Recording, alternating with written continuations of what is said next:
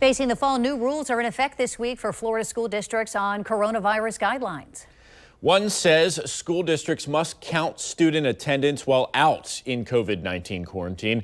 News4JAX reporter Brianna Andrews is live at Landon Middle School this morning. Brianna, educators are making quite a few changes following Governor DeSantis' executive order. Oh, yes, quite a few changes are definitely being made. As we know, most Florida schools are heading back to school tomorrow. We know Landon Middle is one of them. Well, there are some new effects in place this week, which will give families some more options on whether or not their child has to participate in a required student mask mandate. New coronavirus rules are in full effect for Florida school districts beginning today. The first, allowing parents to opt out of mandatory mask orders for their kids in schools. Parents can choose to select a different educational environment for their child. The second rule guarantees attendance credit for students while in COVID-19 quarantine and requires schools to provide assignments with instructions.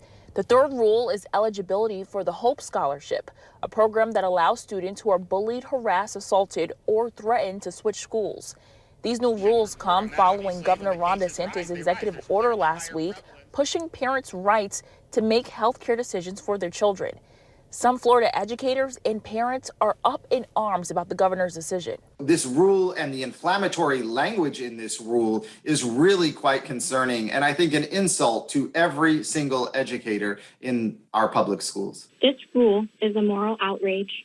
This rule appears to be completely out of order. What about my constitutional parental right to a safe public education for my child?